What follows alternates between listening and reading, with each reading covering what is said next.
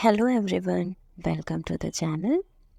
If you are a sociology learner, then now you have come at right platform. I am a sociology educator, university gold medalist, and I will teach you sociology in a very easy method. अगर आप समाजशास्त्र के विद्यार्थी हैं, समाजशास्त्र पढ़ना चाहते हैं तो मैं समाजशास्त्र की ही टीचर हूँ, यूनिवर्सिटी गोल्ड मेडलिस्ट हूँ। मैं आपको समाजशास्त्र बहुत आसानी से समझना सिखाऊंगी। तो चलिए शुरू करते हैं। हम जेंडर इन सोसाइटी पढ़ रहे थे, उसमें हम फेमिनिस्ट पर्सपेक्टिव, जेंडर पर्सपेक्टिव पढ़ रहे थे, जिसका कि पार्ट 1 हम ऑलरेडी कवर कर चुके हैं पहले वीडियो लेक्चर में। उसका ही पार्ट 2 हम डिस्कस करने वाले हैं आज के लेक्चर में। तो चलिए शुरू करते हैं इसका पार्ट 2, जेंडर पर्सपेक्टिव का, फेमिनिस्ट पर्सपेक्टिव का। पहला है क्वेश्चन है, केट मिलेट किस नारीवादी परिप्रेक्ष्य से संबंधित है। हमने लास्ट वीडियो लेक्चर में फेमिनिस्ट पर्सपेक्टिव की बात की थी। अगर आपने वो नहीं देखा है तो प्लीज़ उसे देख लीजिए, तो आपके लिए इजी समझ में आएगा कि पर्सपेक्टिव क्या होता है और कितने फेमिनिस्ट पर्सपेक्टिव थे। एलिसन जैगर एक थिंकर थे, उन्होंने 4 पर्सपेक्टिव बताए थे, जिसे हमने ऑलरेडी पढ़ा था कि पहला उन्होंने बताया लिबरल, फिर मार्क्सिकन बताया, सोशलिस्ट बताया और रेडिकल बताया। तो ये जो है केट मिलेट जो है वो किस नारीवादी परिप्रेक्ष्य से संबंधित है। Kate Millett is related to which feminist perspective. तो ये रेडिकल पर्सपेक्टिव की थिंकर थी। रेडिकल पर्सपेक्टिव यानी कि आमूल परिवर्तनवादी परिप्रेक्ष्य या फिर अतिवादी परिप्रेक्ष्य, अतिवादी नारीवाद, उग्र नारीवाद भी इसे कहा जाता है हिंदी में। नेक्स्ट है आमूल परिवर्तनवादी परिप्रेक्ष्य किस दर्शन से प्रभावित है। किस दर्शन से प्रभावित है? The philosophy of radical perspective is influenced by, ये लेफ्टिस्ट फिलॉसफी यानी कि वामपंथी दर्शन से प्रभावित है। हर एक पर्सपेक्टिव की अपनी एक फ़िलॉसफी होती है, तो ये वामपंथी दर्शन की फ़िलॉसफी से आपका इन्फ्लुएंस्ड है पर्सपेक्टिव। नेक्स्ट है उग्र नारीवाद किस दशा को लैंगिक असमानता का आधारभूत कारण मानता है। Which condition does radical feminism consider the fundamental cause of gender inequality. तो उग्र नारीवाद जो है, हमने बताया जो रेडिकल फेमिनिज्म है, रेडिकल पर्सपेक्टिव है, वो किस एक सिचुएशन को या कंडीशन को जेंडर इनइक्वालिटी का मेन कॉज मानता है या फंडामेंटल कॉज मानता है। तो पैट्रियार्कल सिस्टम जो हमारी नॉर्थन सोसाइटी है, नॉर्थन सोसाइटी, वहाँ पे पैट्रियार्कल सिस्टम है, पितृसत्तात्मक व्यवस्था है, जो मेल डोमिनेंट सोसाइटी है। हर एक चीज जो आपका ऑर्डर राइट्स जो है वो मेल मेंबर्स को ज़्यादा मिले हुए फैमिलीज़ में, वही पैट्रियार्कल सिस्टम होता है। इवन लीनेज सिस्टम यानी कि जो वंश परंपरा है वो भी पूरी तरह से पैट्रियार्कल बेस है। पैट्रिलिनियल सिस्टम यहाँ पर चलता है, पितृवंशीय परंपरा चलती है। जो भी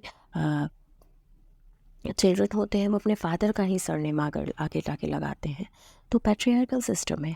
तो ये जो रेडिकल फेमिनिज्म है, ये जो कंडीशन है आपकी लैंगिक असमानता, उसका आधारभूत कारण किसको मानता है? Patriarchal system. तो कहते हैं पैट्रियार्कल सिस्टम ना हो तो शायद ये जो हमारे यहाँ जेंडर इनइक्वालिटी इतना ज़्यादा है ये ना हो।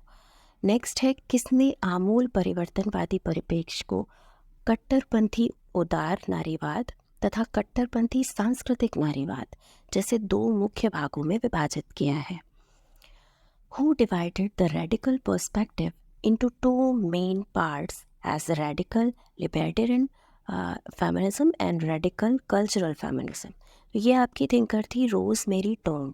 रोज मेरी टोंग ने ये जो आपका आमूल परिवर्तनवादी यानी कि जो उग्रवादी या अतिवादी जो फेमिनिज्म था या परिप्रेक्ष्य था इसका पर्सपेक्टिव, उसको उन्होंने 2 पार्ट में डिवाइड किया था। एक को उन्होंने बोला कट्टरपंथी उदारवादी नारीवाद और दूसरे को उन्होंने कट्टरपंथी सांस्कृतिक नारीवाद। तो आप रेडिकल कल्चरल फेमिनिज्म और लिबर्टेरियन फेमिनिज्म से याद रख सकते हैं इसको। ये रोजमेरी टोंग का था।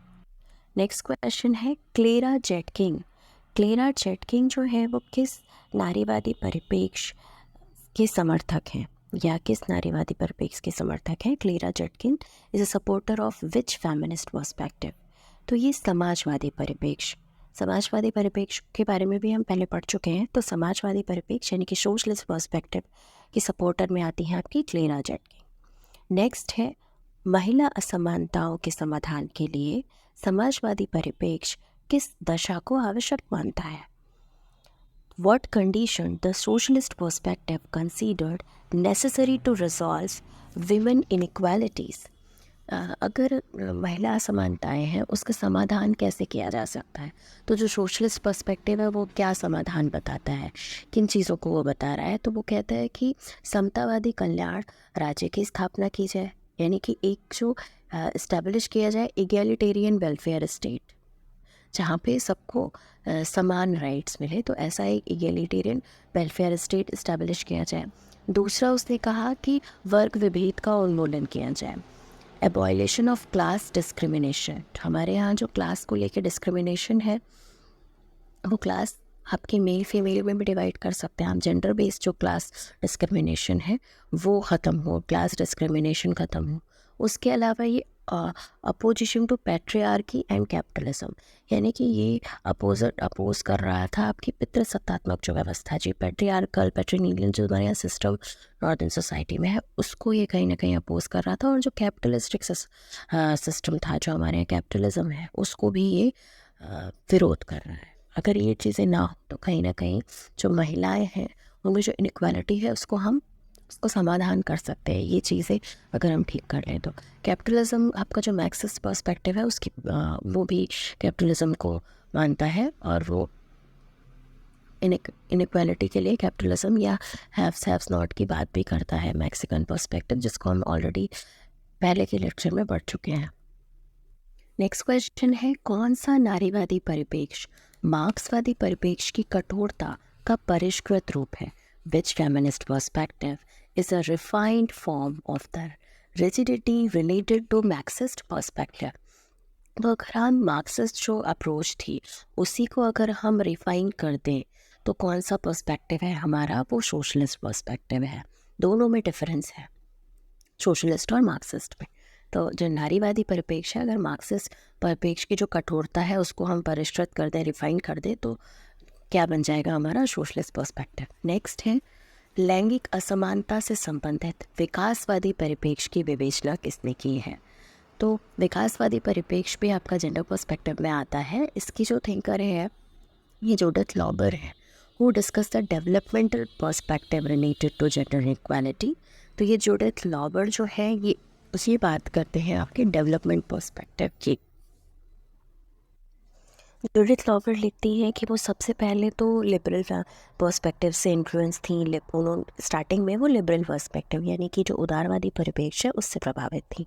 उसके बाद में उनको सोशलिस्ट पर्सपेक्टिव जो था समाजवादी परिप्रेक्ष्य वो ठीक लगने लगा, लेकिन आज वो ऐसे पर्सपेक्टिव को अपने आप को रिलेटेड मानती हैं जो आपका सोसाइटी को रिकन्स्ट्रक्ट कर रहा है। पूरा जो हमारा समाज है उसको सामाजिक पुनर्निर्माण कर रहा है, पुनर्निर्माण कर रहा है उसका, जिसमें कि जो विमेंस है उनका एक्सप्लॉयटेशन ना हो, उनका जो भी उत्पीड़न है वो दूर हो, और इसी को ही उन्होंने डेवलपमेंटल पर्सपेक्टिव बोला है, विकासवादी परिप्रेक्ष्य बोला है।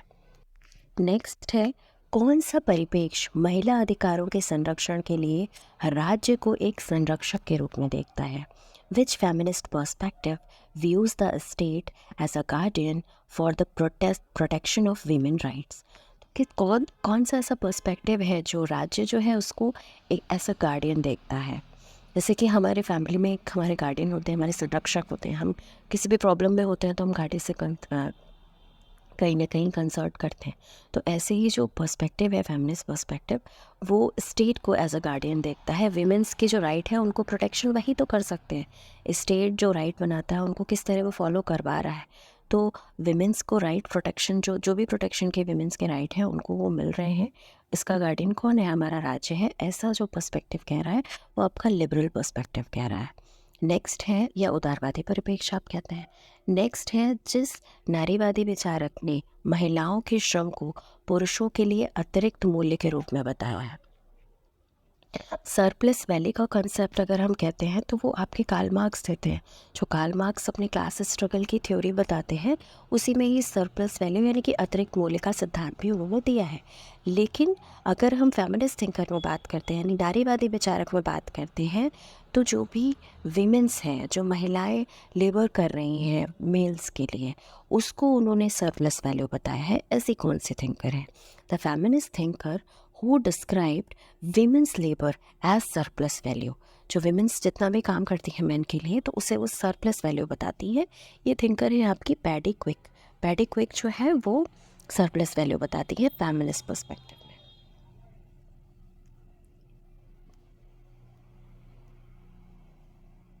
अब हम देख लेते हैं कुछ इम्पॉर्टेंट बुक्स एंड ऑथर्स।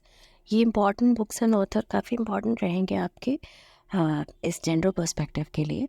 तो पहला तो हमने अभी पैडी क्विक को ही पढ़ा है। तो पैडी क्विक ने क्या लिखा है, कौन सी बुक लिखती है पैडी क्विक? तो the class nature of women's operation, class nature of women operation book लिखी है इन्होंने, पैडी क्विक ने। नेक्स्ट है capitalist patriarchy and the case for socialist feminism. ये बुक है आपकी जिला आइसेंटीन की, capitalist patriarchy and the case for socialist feminism. जिला आइसेंटीन लिखती हैं इसको। नेक्स्ट है feminist thought a comprehensive introduction. ये रोज़मेरी टोंग, रोज़मेरी टोंग को भी हमने आज के लेक्चर में पढ़ा है कि रोज़मेरी टोंग ने जो दो बताए थे, इन्होंने कट्टरपंथी उदारवादी और कट्टरपंथी सांस्कृतिक नारीवाद में डिवाइड किया था इन्होंने। जो भी आपका रेडिकल फेमिनिज्म था उसके दो डिवीजन बताए थे रोज़मेरी टोंग ने। इन्होंने ये बुक लिखी है फेमिनिस्ट थॉट अ कंप्रेसिव इंट्रोडक्शन। नेक्स्ट है the second sex. The second sex जो है वो सिमोन दे बुआ लिखती है। अगर हम सिंपली सोसाइटी में देखते हैं तो दो आपको दिखते हैं सेक्स, एक होता है आपका मेल, एक फीमेल होता है। तो वही जो फीमेल्स हैं वो सेकंड में आती हैं, फर्स्ट तो हमारे मेल आते हैं। तो यही इन्होंने सेकंड सेक्स अपना बताया है सिमोन दे बुआ। नेक्स्ट है gender inequality feminist theory and politics. ये जूडिथ लॉर्बर की बुक है। जूडिथ लॉर्बर लिखता है, जूडिथ लॉर्बर जो है उन्होंने लिखा है gender inequality feminist theory and politics. Next है the sexual politics. The sexual politics जो है वो केट मिलेट लिखती हैं। केट मिलेट ने सेक्सुअल पॉलिटिक्स बुक लिखी है। ये सारे इंपॉर्टेंट बुक्स हैं, आप लर्न कर लीजिए एंड नोट डाउन भी कर लीजिए इन्हें। The dialectic of sex, Shulamith Firestone. Shulamith Firestone, Kate Millett, ये सारे आपके रेडिकल फेमिनिज्म की थिंकर में आती हैं। ठीक है, तो ये आपके बहुत ही मतलब रीसेंट थिंकर्स हैं सारी, और ये आपके करंट थिंकर्स में आते हैं। Shulamith Firestone, Kate Millett, Mary Wollstonecraft, सभी इंपॉर्टेंट हैं आपके एग्ज़ाम के पर्सपेक्टिव से। The wrongs of women, the wrongs of women Mary Wollstonecraft लिखती हैं। नेक्स्ट बुक है मैरी वॉलस्टोनक्रॉफ्ट की ही, a vindication of the rights of women, a vindication of the rights of women Mary Wollstonecraft लिखती हैं। The feminine mystique, the feminine mystique जो book है ये बेटी फ्रीडन की है। बेटी फ्रीडन लिखती हैं द फेमिनिन मिस्टीक। सो ये थी आपकी कुछ इम्पॉर्टेंट बुक्स एंड इम्पॉर्टेंट चीज़ें आपकी जेंडर पर्सपेक्टिव से रिलेटेड। आई होप ये वीडियो लेक्चर आपके लिए हेल्पफुल रहेगा। ऐसे ही और वीडियोस के लिए हमारे चैनल से जुड़े रहिए। ऑलमोस्ट मैंने जो जेंडर पर्सपेक्टिव था उसको कवर करने की कोशिश की है, और ये जो बेटी फ्राइडन है और जॉन स्टुअर्ट मिल्ड है, इसके बारे में भी मैंने आपको बताया है पहले वीडियो लेक्चर में। ये लिबरल पर्सपेक्टिव को फॉलो करते हैं, जहाँ पे जो हमने ऊपर के जो थिंकर देखे, केट मिलेट, शुलामित फायरस्टोन, मैरी वॉलस्टोनक्रॉफ्ट वगैरह, ये आपके रेडिकल फेमिनिज्म के हैं। वहीं पर बेटी फ्रीडन जो है ये आपकी लिबरल पर्सपेक्टिव को बिलोंग करती है। सो आई होप ये वीडियो लेक्चर हेल्पफुल रहेगा। ऐसे ही और वीडियोस के लिए हमारे चैनल से जुड़े रहिए।